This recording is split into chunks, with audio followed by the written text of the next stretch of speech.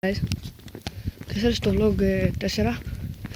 Όπως σας είχα πει και στο γενική συζήτηση νούμερο 3, θα αρχίσω να κάνω vlogs έξω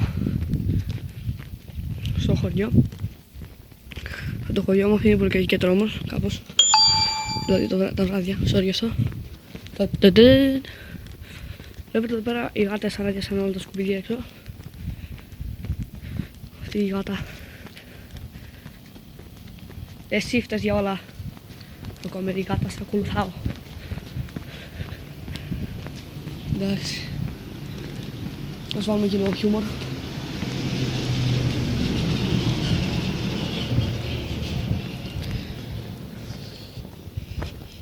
Αυτός είμαι εγώ. Νομίζω είναι αρκετά, γιατί δεν έχει αρκετή σταθερότητα. Τώρα είναι καλά, πιστεύω. Και σας είπα, δεν θα είναι μεγάλα τα vlogs. Θα είναι περίπου 2 λεπτά, για να μπορώ να ανεβαίνω γρήγορα και να κάνω και εγώ το vlog γρήγορα. Οπότε σήμερα θα ανεβάσω ένα vlog και αύριο θα ανεβάσω ένα άλλο vlog. Δηλαδή όταν πάει μια ημέρα θα ανεβάσω άλλο και ένα άλλο vlog. Και αυτές θα γίνουν τα πράγματα.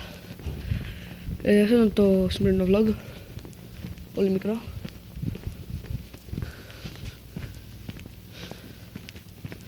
Αν σας άρεσε μπορείτε να κάνετε like, subscribe και στο Facebook. Τα λέμε την επόμενη φορά. Καλή συνέχεια.